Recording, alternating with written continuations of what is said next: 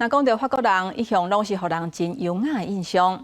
在因民众的生活当中，为小借妹、社交、开讲，甚至是食饭，拢都要遵守无共程度的规矩。而且社会阶级愈悬的家庭，因礼仪的教育嘛愈严格。咱做伙来了解。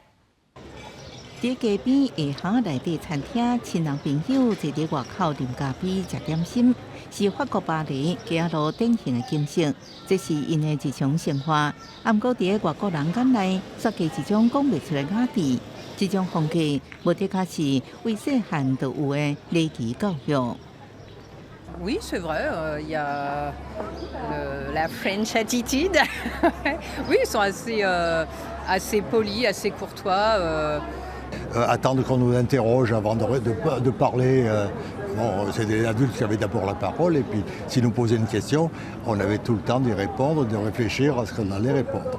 讲话时阵眼神交流，握手时阵额头适合，这小细节是法国人比较多的基本礼仪。在家教较严格家庭，餐桌礼仪，个人展现出一个人的社会阶级甲生活水准。Un peu choquée quand j'étais allée chez une amie qui a une famille un peu aristo. Il y avait vraiment 4 fourchettes, etc. Donc je ne savais pas comment m'en servir. Et après on m'a un peu expliqué. Et en fait il y a vraiment toute une culture aussi derrière et des attentes. Donc ouais, ça dépend je pense de ta classe sociale aussi. 看无共款大细陪伴甲刀啊签啊，法国人食一顿饭爱讲究的规矩袂少。除了餐具有使用顺序，食饭时阵也一细喙一细喙来食。若要开讲讲话，也有其他的规则。J'attire l'attention sur la manipulation des couverts. Ok, c'est vrai qu'on change souvent de main la fourchette pour pouvoir prendre nos morceaux de pain par exemple. Attention à ne pas les pointer en l'air.